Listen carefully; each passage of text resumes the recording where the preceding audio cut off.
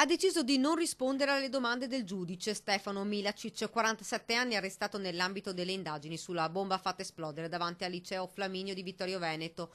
Una deflagrazione che svegliò l'intero quartiere, 32 finestre rotte sia dell'istituto che di un edificio accanto e tanta paura fra i residenti. Segnali come questi, dice Michele Della Costa, procuratore di Treviso, sono preoccupanti. Quando le persone intendono farsi in qualche modo giustizia o comunque ricorrere a strumenti di violenza e di prevaricazione, sicuramente sono dei segnali sempre preoccupanti, dopodiché non è sempre facile vedere se dietro qualcuno c'è qualcos'altro.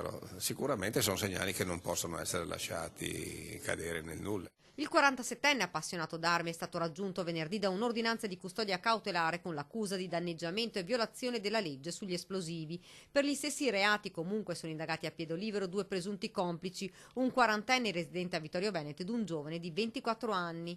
Milacic, spiega il suo difensore, è stato arrestato dopo alcune intercettazioni. Nel corso della indagine, in una intercettazione ambientale, il Milacic ci ha fatto delle esternazioni nei confronti, appunto, come dicevo prima, di due agenti della Digos e nei confronti anche dei familiari, ad oggetto con alcune ritorsioni nei confronti di queste persone. Oggi, afferma l'avvocato, Milacic avrebbe chiesto scusa, ma per il momento rimane in carcere, anche se il legale ha chiesto gli arresti domiciliari e il braccialetto elettronico. È stata una bravata, dice l'avvocato. Voglio escludere sin da subito, non ci sono finalità terroristiche, politiche o di alcuna natura. È stata un atto, come dire, dimostrativo che lascia un po' tempo che trova, è stata una bravata. Le indagini ore della polizia per verificare anche la pista del traffico d'armi illegale.